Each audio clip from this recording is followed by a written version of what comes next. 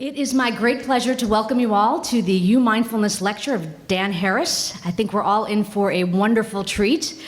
For those of you who I don't know, my name is Amishi Jha, and I am an associate professor of psychology here in the College of Arts and Sciences on the Coral Gables campus of the University of Miami. And in addition to my role as a professor, I'm also co-director of the UMindfulness initiative, which is a multi-school, collaborative, university-wide initiative that I am co-director of with my wonderful partner in crime, Scott Rogers, who you'll get to hear in a minute. And I wanted to just spend 2 minutes to tell you a little bit about our initiative for those of you for whom this is the first lecture. How many of you are new to this series that we've got? Oh, good, well, welcome. The UMindfulness initiative is actually been around for 4 years, and this lecture series is part of a very generous gift by Mrs. Tusi Kluge, who's actually in the past been able to join us for these, but she's not here today.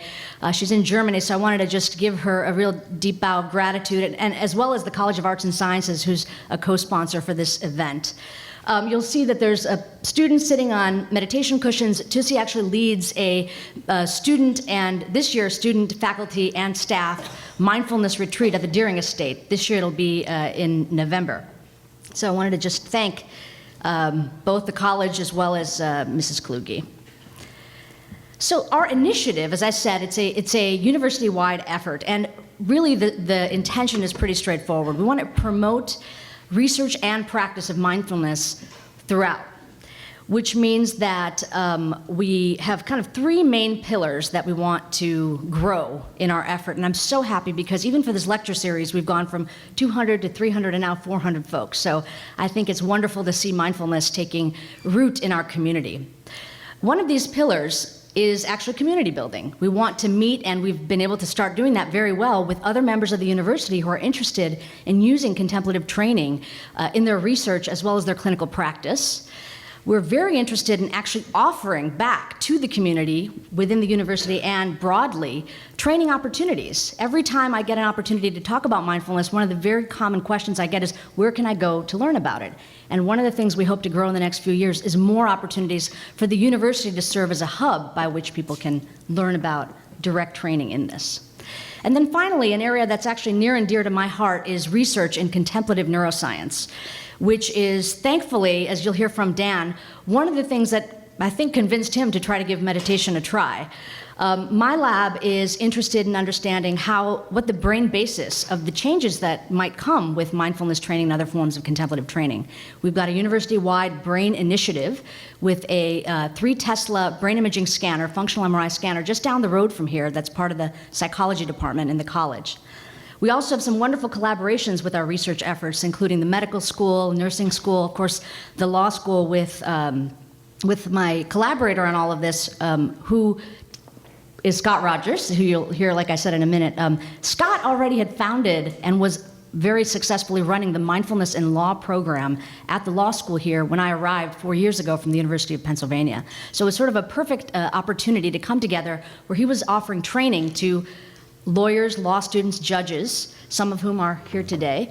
And I was already interested in seeing the brain basis for these techniques. So we came together and now are so happy that we've got an entire community of researchers and practitioners that are interested in this work. So that's a little bit about our initiative. And I wanted to tell you about some upcoming events. On October 18th, one of our community partners, Mindful Kids Miami, is hosting a day-long mindfulness conference where the dean of the medical school, the superintendent of the Miami-Dade School District, and many others will be speaking about the topic of offering mindfulness in the healthcare and education contexts. So join us for that. We're co-sponsors of that event. We've got a student, faculty, and staff retreat happening, as I said, at the Deering Estate on November 8th. And then our next UMindfulness speaker will be Congressman Tim Ryan. That'll be back here at the Newman Alumni Center on November 10th. So I invite you back for that event as well. A good way to find out about all that we're doing and all the events that are happening is to just follow us through social media. We now have a Facebook page, a Twitter handle, and of course you can go to our website as well. So I wanted to keep this short and just again end by welcoming you all, and now you get to hear from Scott Rogers, who will introduce our speaker tonight. Thank you.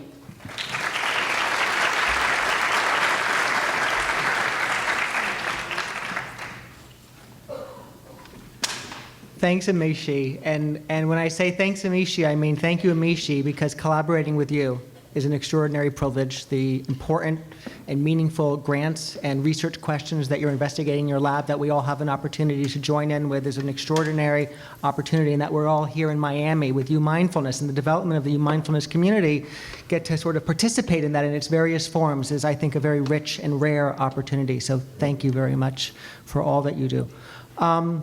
We have this really interesting opportunity tonight. Part of the UMindfulness initiative is, of course, the speaker series. Today, we bring and have the opportunity to listen to Dan Harris, who has a wonderful book that is making its way across many, many interesting circles and many, many interesting conversations. As you may know, Dan, where is Dan? Good. Dan is it's good to know you're in the room, Dan.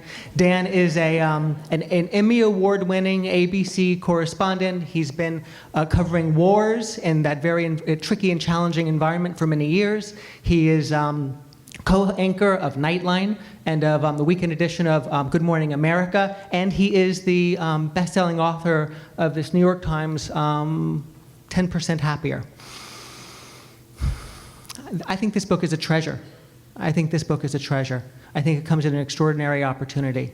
I loved reading this book. The reasons, among many, that I love reading this book are because Dan, who has a really great job, who's really great at his job, who's been doing it for a while, who has a national reputation, who reaches a national audience, gets to meet with and talk with a lot of very interesting people. And so this book is really his narrative. It's his story, sort of, if you will, around and navigating through and into mindfulness, something that many of us are richly a part of or beginning to explore or just interested in. And so he weaves throughout this narrative these conversations that he has with these very interesting people.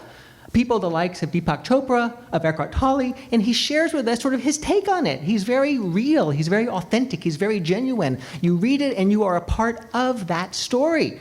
And if you're into mindfulness and the really extraordinary and great teachers that we have still among us today in the West, he has these very interesting sort of behind-the-scenes interactions and conversations with the likes of luminaries such as Joseph Goldstein and Sharon Salzberg.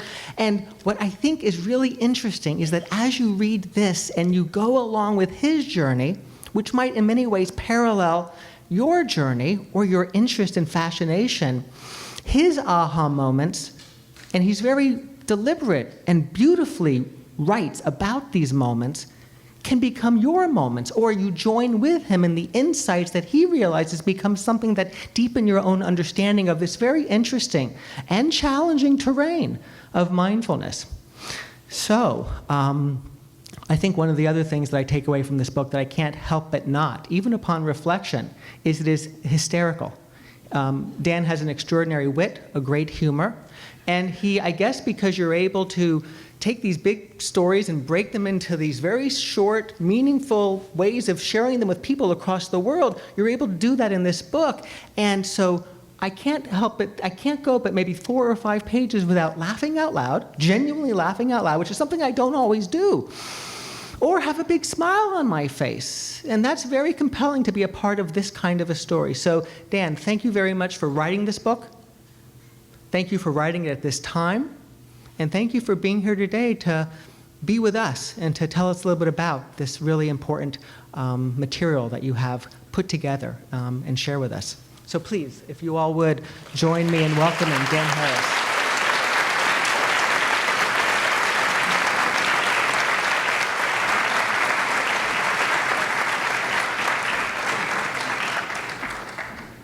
I didn't mean to make a dramatic through the audience entry. It was because I was late to my own party because I was going to the bathroom. That was, maybe I've done a lot of speeches. That was perhaps the best introduction I've had in a long time. So thank you very much. Really appreciate it. And you pointed out when I got here that I needed to wipe my nose, which was also very useful. So I owe you 2 times. Thanks for having me. I love Miami. It's great to be back here. I was supposed to do a PowerPoint tonight, but I very mindfully forgot to send it. So you're going to get the a cappella version of the talk. So I'm going to tell you a story, which will be useful, I hope, on a couple levels. But one important thing is that once you hear the story, you won't have to read the book. So how I stumbled into mindfulness starts with a panic attack on live television. It happened almost exactly 10 years ago in June of 2004. I was anchoring the news updates on Good Morning America. That's the person who comes on and reads the headlines at the top of each hour. And I had done the job before, so I had no reason to foresee what was about to happen. A couple seconds into my spiel, I was overtaken by this irresistible bolt of fear. My heart started racing, my palms started sweating, my mouth dried up, my lungs seized up. I just couldn't breathe. And I had to do something that I had never done before, which I just quit in the middle and tossed it back to the hosts of the show, Diane Sawyer and Charlie Gibson. And it was extremely, extremely embarrassing and scary. And the backstory of why and how it happened is also embarrassing. I arrived at ABC News. By the way, just one more thing about that panic attack is that I because I'm a masochist, I asked the nice people in our research department to look up the audience numbers. And according to the Nielsen ratings, there were 5.019 million people watching. So no big deal. So the backstory is that I arrived at ABC News when I was 28. I usually show a picture of myself that they took of me on my first day at work. I look barely post-pubescent and terrified. And that picture is still on my security ID, so later I can show you one-on-one. Actually, I look so young and scared that a friend of mine at work said that if you take a wide shot, it looks like I might be holding a balloon. So I get to ABC, and I'm working with all these big shots, Peter Jennings, Diane Sawyer, Barbara Walters, and here I am, very young, very green, very self-conscious about being both young and green. And my way of compensating for that was to become a workaholic. I just threw myself into the job. And then 9/11 happened shortly after I got there, and I raised my hand to go overseas to cover the ensuing conflicts, frankly, without thinking much about the psychological consequences. And so I spent a lot of time in places like Pakistan, Afghanistan, West Bank, Gaza, Israel, and then I made 6 or 7 trips to Iraq. And when I came home after one particularly long and hairy stretch in Iraq in 2003, I got depressed. And actually, I didn't even know I was depressed, which is also embarrassing.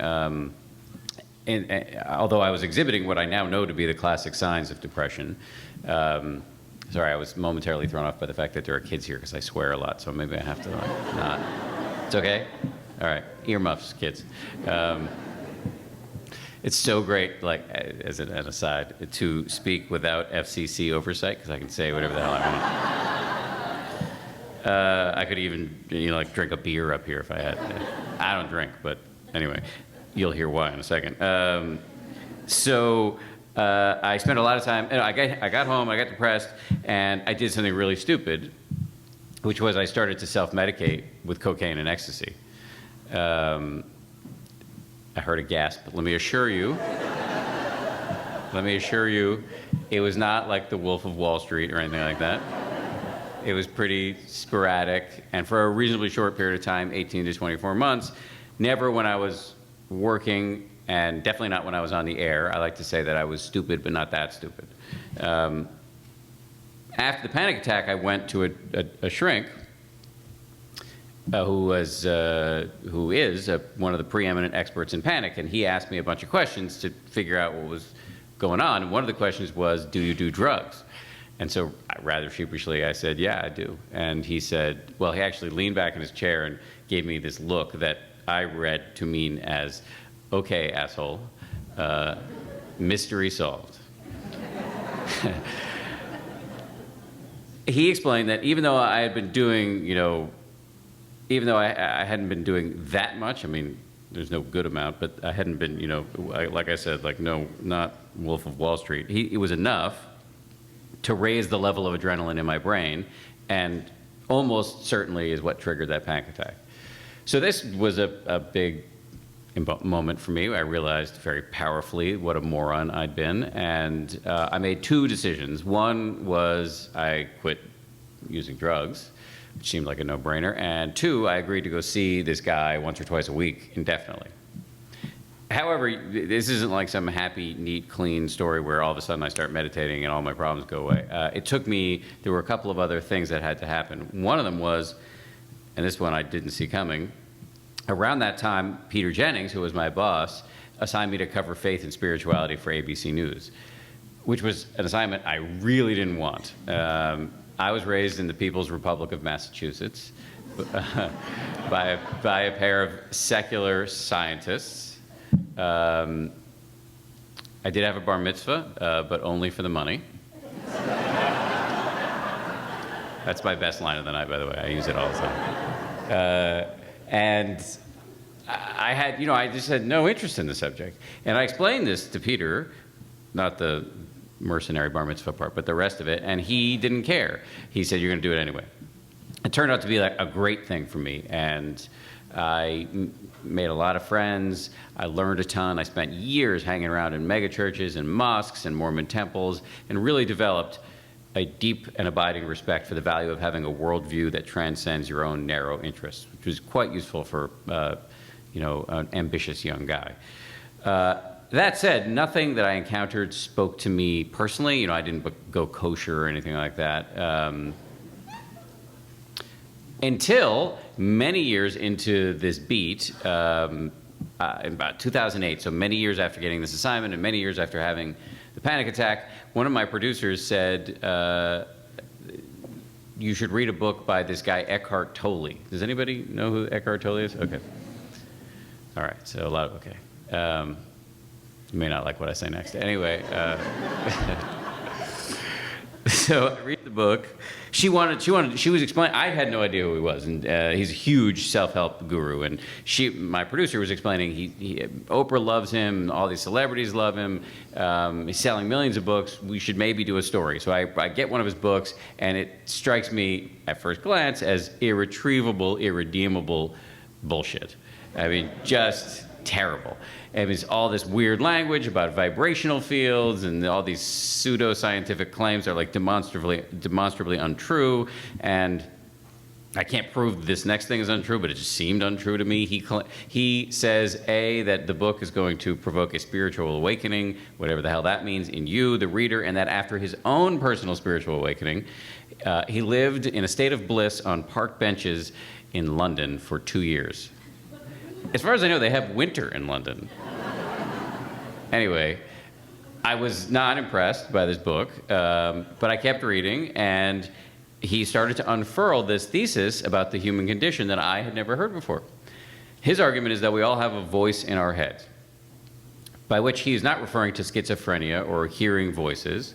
He's talking about your inner narrator, the voice that chases you out of bed in the morning, is constantly yammering all day long, has you wanting stuff, not wanting stuff, criticizing things, criticizing yourself, comparing yourself to other people, thinking about the past and thinking about the future to the detriment of whatever's happening right now. My friend Sam says about his own voice in the head is that he thinks he might have been hijacked by the most boring person alive, because it just says the same shit over and over and over again. And most of it is negative, and almost all of it is self-referential.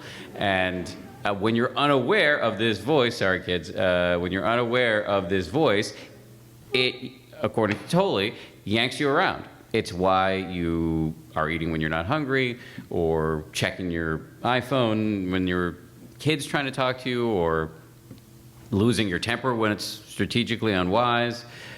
And this was a huge aha moment for me. I realized, okay, A, this is intuitively true, and I think universally true, and B, this voice is why I did all the things that led to the most embarrassing moment of my life.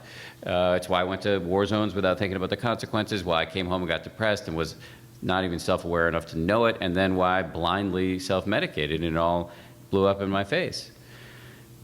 The problem was, as far as I could tell, Tolle offered no actionable advice for dealing with this voice in the head. I went and interviewed him to the delight of my producer, and I asked him, point blank, what do you do about the voice in the head? And he said, wait for it, take one conscious breath. What the hell does that mean? I pressed him. I'm a good journalist. I pressed him. I heard nothing useful in the entire interview. And then he went on to tell me that he never gets in a bad mood, even if you cut him off in traffic or whatever. So I found that pretty deeply unsatisfying. It was like he had pointed out that my hair was on fire, but refused to hand me a fire extinguisher. And not knowing what else to do, and again, being completely new to this whole idea, I threw myself into the world of self-help, which is not a pretty place, where I met a bunch of these idiots who will tell you that you can solve all of your problems through the power of positive thinking, which is, I'm sorry to say, not going to happen. And I can get up my high horse about that later if anybody wants. And then a couple of weeks, maybe months, I can't remember exactly, a little while later, I walked home one night and my wife came through with a save. She said, you know, I've been listening to you talk with varying levels of cogency about Eckhart Tolle and Deepak Chopra and the voice in your head and blah, blah, blah. And it reminds me of this book I read a while ago. Here it is. And it was a book by a guy named Dr. Mark Epstein, who is a shrink in New York City, who writes about the overlap between psychology and Buddhism. And notwithstanding the fact that I was ostensibly a religion reporter, I actually didn't know anything about Buddhism, except that I had stolen a statue of the Buddha as a 15-year-old punk kid from a local gardening store and put it in my room because I thought it looked cool. And as I started to read through Epstein's book, it was another huge aha moment. I realized, oh, all the stuff that I like about Eckhart Tolle is right here, and seemed to have been lifted without much attribution from this overweight guy 2,500 years ago.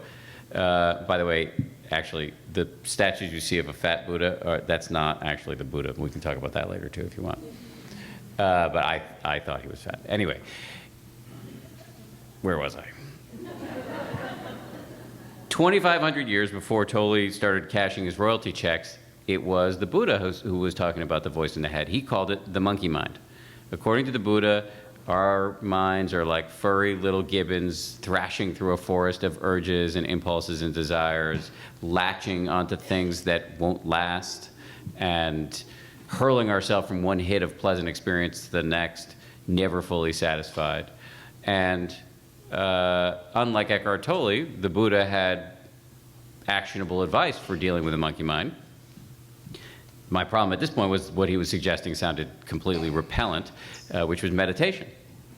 My view of meditation was that it was only for freaks and weirdos and people who live in a yurt and collect crystals and are really into John Tesh and Cat Stevens and aromatherapy and ultimate frisbee and wear little finger symbols and whatever. I thought I bought every stereotype there is. They're not all untrue, by the way. But then I learned two things that were key. One, there's been an enormous amount of science that is still in its early stages, but strongly suggestive of a long list of benefits from meditation. That it can lower your blood pressure, boost your immune system, reduce the release of the stress hormone cortisol. And where things get really interesting is the neuroscience, which seems that meditating, short daily doses of meditation, can essentially rewire key parts of your brain. One study that I like, in fact, this study got my mom to meditate. It was done at Harvard. It shows that people who had never meditated before, they were given an 8-week class, did a little bit of meditating every day. Then they scanned their brains, and they found that the areas of the brain associated with compassion and self-awareness, the gray matter literally grew. In the area associated with stress, the gray matter literally shrank. Very, very compelling stuff. And the second thing I learned is that meditation does not require joining a group, sitting in a funny position unless you really want to, wearing a special outfit, paying any fees, believing in anything. It's actually simple, secular brain exercise. In fact, here, there are a lot of kinds of meditation, but I'm specifically referring to a kind called mindfulness. I'm not going to make you do it, but there are 3 simple steps. In fact, I I taught the New York Times tech reporter how to meditate in fewer letters than it takes to send a tweet. 1, sit with your eyes closed and your back straight. 2, try to focus all of your attention on the feeling of the breath coming in and going out, usually at wherever it's most prominent, your nose or your belly. And 3, and this is the key, when you try to do this, your mind is going to go nuts. You're going to start thinking about, what am I going to have for lunch? Why did I say that dumb thing to my boss? Why did Dances with Wolves beat Goodfellas for Best Picture in 1991? Why do celebrities only marry other celebrities? Whatever. You're just going to go off. It's just the way your mind works. And the whole game is to notice when your mind is off thinking about lunch and return your focus to your breath over and over and over again. And when you do that, it's a bicep curl for your brain. And it shows up on the brain scans. You're doing this radical thing. Instead of spending, as we do most of our lives, instead of enveloping yourself in this fog, this daydream that we're in of the rumination about the past and projection into the future, you're focusing on whatever's happening right now. So I gave it a try. I started with 5 or 10 minutes. I found pretty quickly that there were 3 benefits.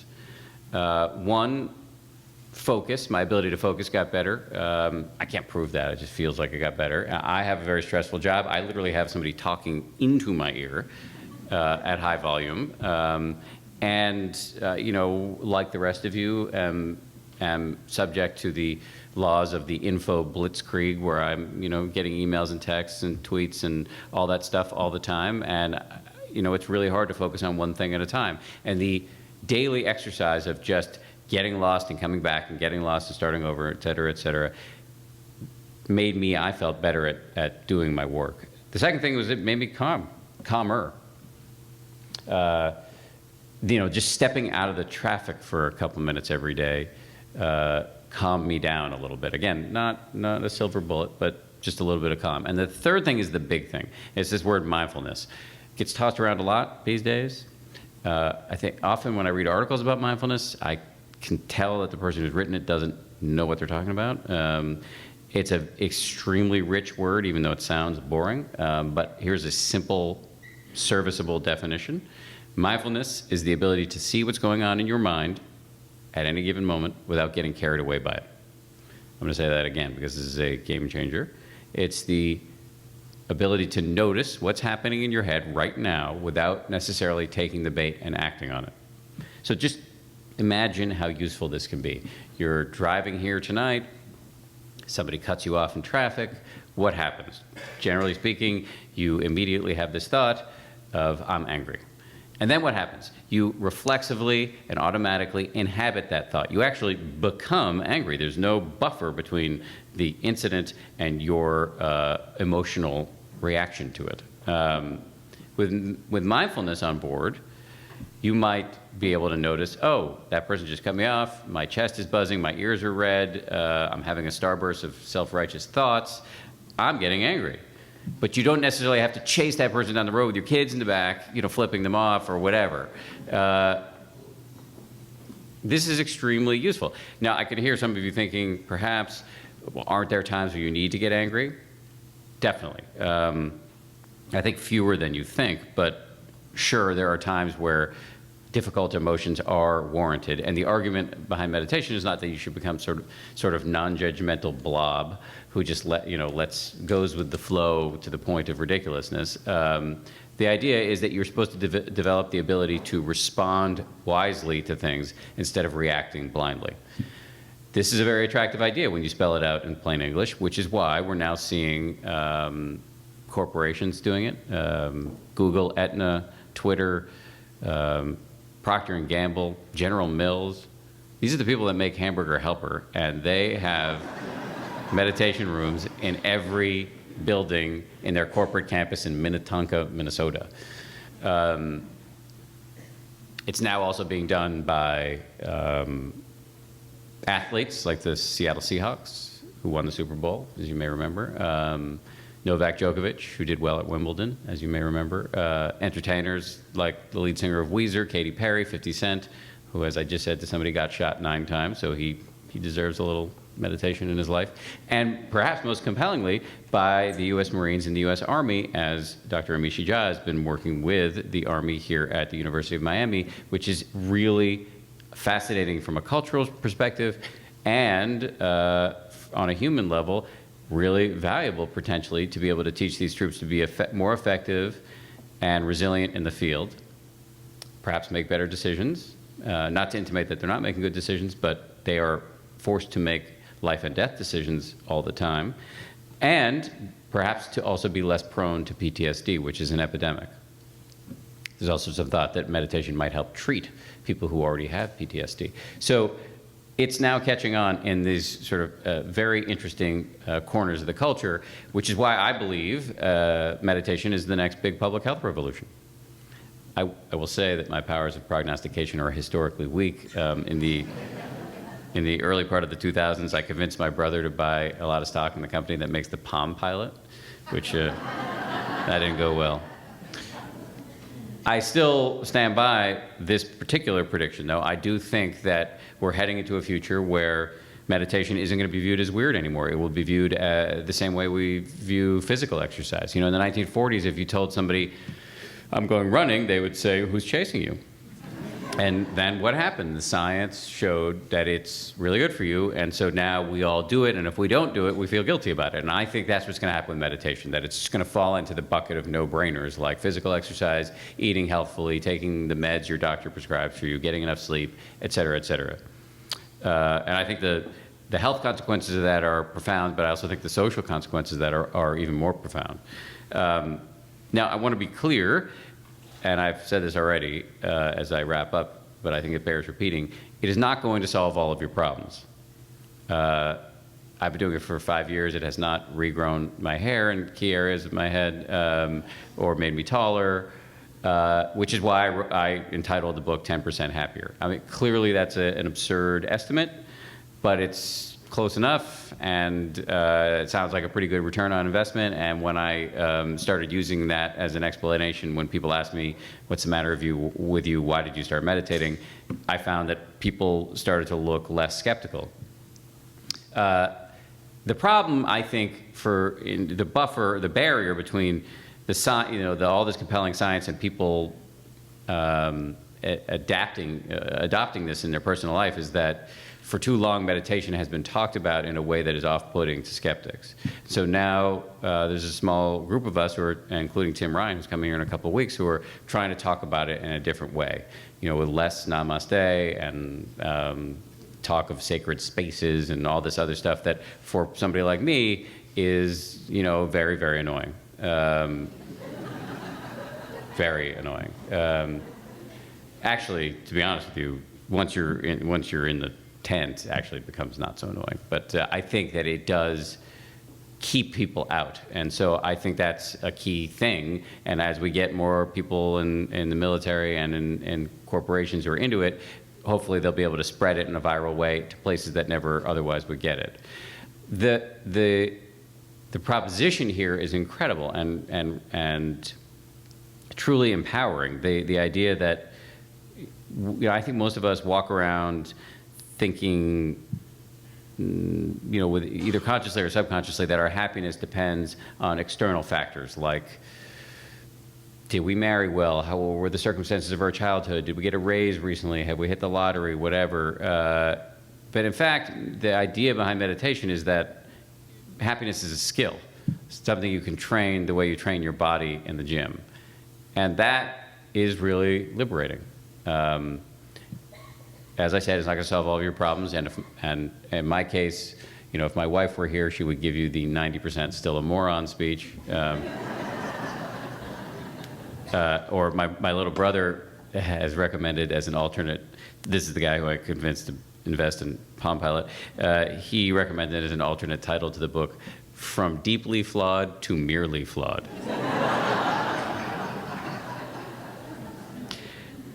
I'll close with this. 5 minutes a day.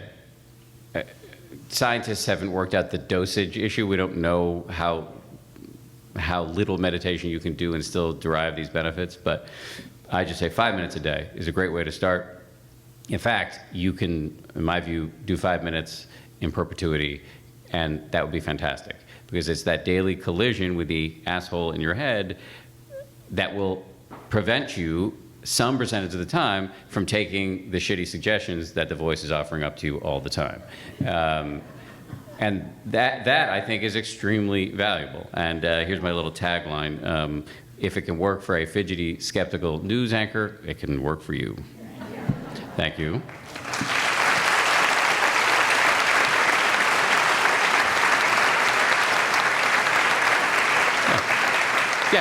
Yeah.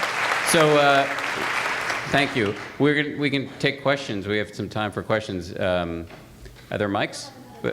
So yell your question. I can hear you, and then I'll repeat it.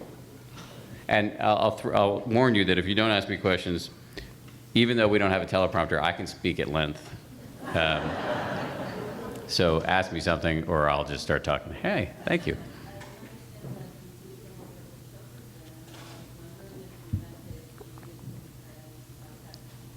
David G. So she asked if, she said that she pointed out that I had done some work at the Chopra Center, and had I met David G. I don't even know who that is, so I guess not. I didn't do that much work at the Chopra Center. He was kind of one of the guys I met along the way, who I like a lot, but I make fun of relentlessly in the book. So that wasn't like a huge, meaningful stop along the journey for me, although I was still in touch with Deepak and do view him warmly, but I also like to make fun of him.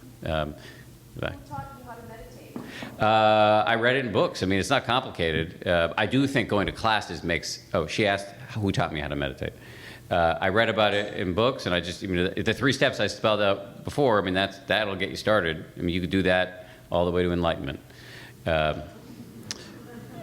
Which I don't even know if I believe in, but I don't think, the beginning instructions aren't super complicated. You can read a book, I have instructions in the back of mine, and you can get going. However, I do think classes are extremely valuable, and I have a meditation teacher, and I go on retreat, and I go to classes, and I am friends with a lot of people who meditate, and I do think that the more you are surrounded by people who do it, that there has like an HOV lane effect.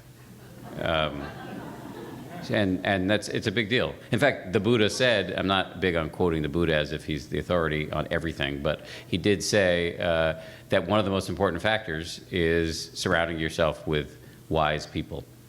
And I've just had the great good fortune of a lot of people in my life have become meditators now. So, and I have a lot of friends who are, so new friends. I would recommend to all of you that if you're thinking about starting, read some good books.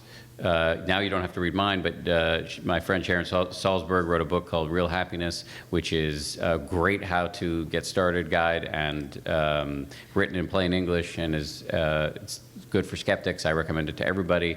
And so read a book like that and give it a shot. Yes?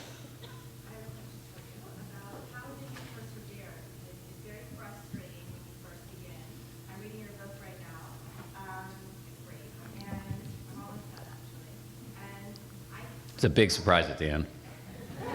Yeah. No. Yeah. Yeah. So she's asking, she basically said, meditation sucks, why do you do it? First of all, big mazel on starting to meditate. That's good. That's great, actually. And yeah, it's hard. Nobody should lie to you about that. It's hard. I hear all the time from people, you don't understand. I get it. Meditation is good for you, but I could never do it because my mind is so busy. And I call this the fallacy of uniqueness argument. The good news and the bad news is you are not special. Everybody's mind works like that. Welcome to the human condition. The whole game is to get lost and start again. Get lost and start again. And it gets easier with time, but for me, I've been doing it for 5 years and it's still hard. It's much less torturous than it was at the beginning, because if you've never tried to train your brain in this way, your mind in this way, it's just, you're trying to break a lifetime worth of, bad habits, and it's difficult. So I would say two things. Don't worry that it's hard. That means you're probably doing it right. And two, it will get easier with time. And even if it doesn't, 5 minutes, you can make it through that. It's like think about it like going to the gym. If you go to the gym and it's easy, you're cheating. And, we spend so much time on our looks and our stock portfolios and our cars and our homes. There is one filter through which you experience all of that stuff, and that's your mind. And tuning it up is a good idea.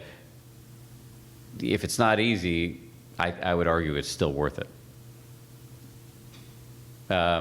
You and then you. Would your wife say that she's seen appreciable change? Yes. It depends which. He asked, would my wife say that she's seen an appreciable change in me? Depends which day you ask her. A couple days ago, she would have said no. Yeah, for sure. I noticed that our fights really just don't escalate the way they used to. And I guess that would indicate that the person escalating it was always me, because she doesn't meditate. So thank you for that. She would definitely say that there's been a change. There's no question. I think the big thing is taking out my stress from work, because she's not really a source of stress for me. The work is a source of stress, and even though I love it, but I would take it home. And I meant to say this before, and maybe somebody's going to ask me this, and I'm preempting it. I still think if you're striving for greatness in any arena, professional, parenting, grandparenting, volunteer work, whatever you're doing, art, there's a certain amount of stress and striving and plotting and planning that's just part of the deal. My argument isn't that everything should be a parade of unicorns and rainbows. It's just that we tend to make our suffering worse than it needs to be. And for me, what mindfulness has allowed me to do is draw the line, more or less successfully, between what I call constructive anguish and useless rumination. And that is what has helped me do a lot less of storming into the apartment at night and just stewing in a corner or whatever. And that was unpleasant for me and for her. Yes, in the back. Can you talk a little bit about how, or give us some examples of how some major corporations have implemented this or worked this into the daily life of their employees? The best example is General Mills. They had a really influential inside sleeper cell, one-woman sleeper cell, who just basically spread this thing virally within the corporation. Her name is Janice Martirano. She's great. She was a hard-charging corporate attorney. She's still pretty hard-charging, although she's doing something different now. And she was at a really stressful point in her life and ended up on a meditation retreat, skeptical, and found it to be transformative, and started getting really into it. And people started asking her at work, "Why are you so cool now?" And she eventually came out and said, "Okay, I'm a meditator." And she started teaching her other the fellow executives, and formalized it. And now they're teaching hundreds of people at General Mills. So they have classes, regular classes, and they have meditation rooms that are available all the time to workers to have a quiet place to go do it. And that is, I think, what we're seeing right now, which is that corporations, it's still a very small number, are offering classes and places to do it. This is still in a really germinal stage. And I have a friend who's written a book that's coming out it's called Mindful Work, and it's about meditation in corporations. And what he's found is that there are some good examples, but the vast majority of corporations aren't doing it, and we've got a ways to go. I like in the book how you reference during your self-medicating years of all the new friends that you have, and then the new friends that you have through your meditation. My question is, how have your peers received your book and your story? How have my peers received the book? Really well. I mean, I don't know if they like the book, but I mean, nobody's going to say that to my face. But it seems like they like it. It seems like they're cool with it. I was really worried about the admitting the drug use thing. I was saying to one of the student reporters beforehand that I got an email from my mom a couple weeks before the book came out begging me not to publish the book because of the drug thing. And that freaked me out because I'm pretty tight with my mom. And I went to Diane Sawyer to talk to her about it. And she said, I love your mom, but she's wrong. And in hindsight, I'm really glad I listened to Diane. Interestingly, my mom is really glad I listened to Diane. When the book started to do well, it's like my parents were like, what misgivings? We didn't have any misgivings.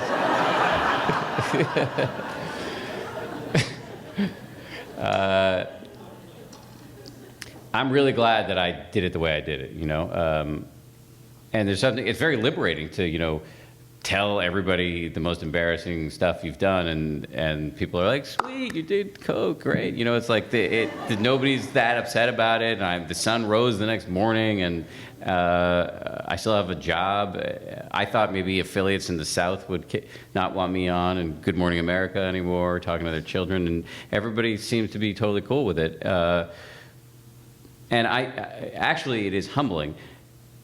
And that's a word that I find very annoying when you hear at the Oscars, for example, when people say, oh, I'm really humbled to get this award. That's like the opposite of humbling. In this case, I actually mean it, because what I learned is that actually people aren't that interested in me. You know, everybody's the star of their own movie. And so when I admitted that I was a screw-up, everybody's like, oh, so me too, you know, no big deal. But what do you have that's useful for me? And luckily, I think I have something, I mean, it's not mine, I just stumbled upon this thing that's been around for 2,500 years that is useful for everybody. I don't know, I went way off from the basis of your question, but thanks. Do you have any advice about navigating all of the resources that are out there now on mindfulness? I feel like sometimes we can get caught in a trap of just constantly reading about it and not actually sitting, and it's much easier to read about it than to sit and practice and then have everyone sit on it. So how would you address that? That's a great question. Her question was, there are so many resources out there about mindfulness and meditation, and everybody's got their own spin, and you can find yourself in this endless cycle of just reading all the time, because frankly, reading is easier than sitting. I would say at the beginning, pick one horse and bet on it. I'm just making this up now because nobody's ever asked me this question before, but I like it. I'm giving you an honest answer. Hopefully everything I've said has been reasonably honest. Pick one horse for now and just go with that, because you can get into an intellectual spiral. Later, once you have a solid foundation in meditation practice, you can start reading Tibetan masters and Hindu mystics or whatever. But for now, I think pick somebody like Sharon Salzberg, read the book, do what she says, and you're in good hands. She's not going to try to recruit you to some weird religious organization. She doesn't want your money or anything like that. She's just trying to teach you how to meditate. And then once you're kind of up and running with your 5 minutes a day or 10 minutes or whatever you choose to do, then read around. The other place that I like in terms of getting started is Headspace, which is an app. And these guys, Andy Puttycombe, the guy who started it was a monk for 10 years. He's young, he's really cool, and he knows what he's talking about, because there are people out there who don't know what they're talking about. And he's developed an app that really works. People use it and they start meditating, and you can stay with it indefinitely. Hold on, I'll come back to you. Yes? I'm interested in hearing about what your meditation practice is today, and also what if anything you have to give up in order to find the time. So what is my meditation practice today, and what, if anything, did I have to give up in order to find the time to do it? I do 35 minutes. I hesitate to say that because my whole shtick is to try to take away all of your excuses. And one of the big excuses is that I don't have time. And the 5-minute thing is, I don't care if you've got 3 jobs and 17 kids, like everybody's got 5 minutes. Right when you wake up, right before you go to bed, when you pull your car into the driveway, before you go into the house, set an alarm on your phone and have at it. So I do 35 minutes, but I really built up to that over time. And I don't think I've had to give up anything, maybe a little bit of extra TV time. Here's the thing. We're about to have our first kid. So, thank you. Thanks. So I already have this vision of the first sentence of my next book, which is, everything in my last book was bullshit. It looks like it might be a good line. So we'll see. I mean, I'm prepared to accordion the sitting down, because clearly my priority is going to be the kid. But thus far, I feel it's just like when I wake up in the morning, I think, what's my workday entail? How am I going to fit in exercise and meditation? And some days I don't get it, but even on those days, I do 5 to 10 minutes. And I think that what happens over time with meditation is that it starts to bleed into your whole life, because this practice isn't something that being mindful, being non-judgmentally aware of whatever's happening, isn't something that you're tuning up. You're doing the reps on the chair or on the cushion, but actually you're supposed to use it the rest of your life. And so, walking through an airport, instead of letting my mind wander to do I need a haircut, I can actually just feel my feet on the ground, and that can bleed into everything you're doing. For example, like when you're asking me the question, instead of thinking about what my answer is going to be, I can just actually listen to what you're saying. It does offer you up a whole new way of living your life. So I actually have some friends who really cut down on their formal sitting time and just feel like they're living in it. There was somebody over here. Hi.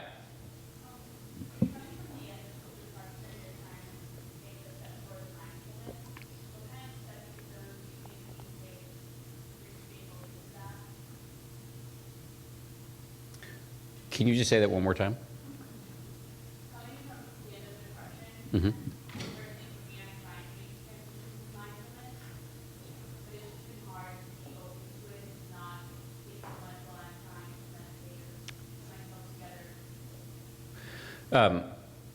Well, the first thing is you're not alone.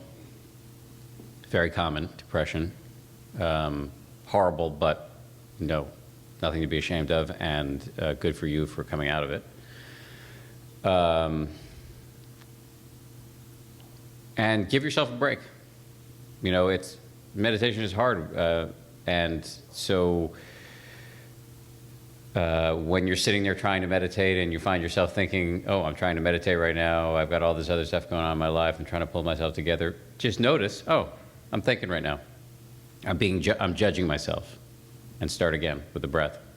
And you're just going to have to do that over and over again. And that skill of noticing when you've quote unquote failed and starting again, that is incredibly scalable to the rest of your life, because we live in a universe characterized by impermanence and entropy, where we control very little, and we're all going to die, and everybody we know is going to die, and these are the hard facts. And things are going to get difficult at times, and what you need is resilience. And that act of failing and starting over is a really good way to build it. So I would say, give yourself a break if you're struggling. Recognize that everybody does. Everybody who's not enlightened struggles at starting to meditate. And I would say, give yourself some credit for having the gumption and the grit to pick yourself up after going through depression, which I can tell you firsthand, having gone through it myself, is terrible. So good for you is what I would say. One more? Okay.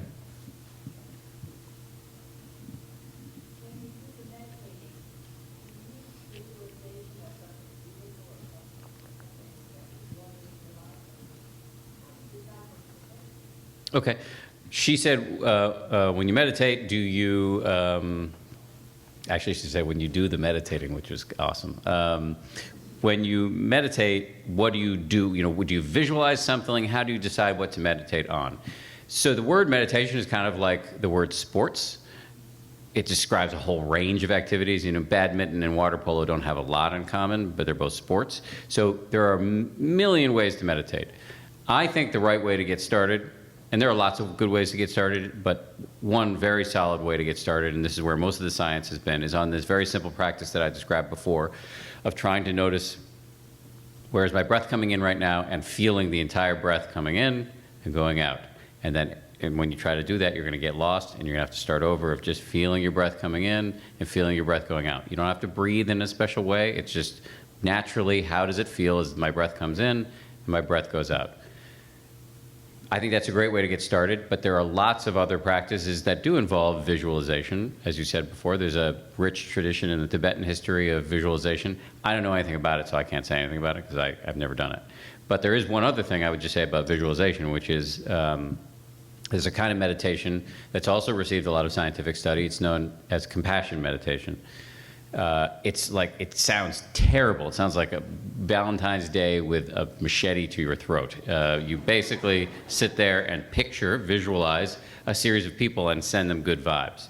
So when I first heard about this, I would have rather run into traffic than do this.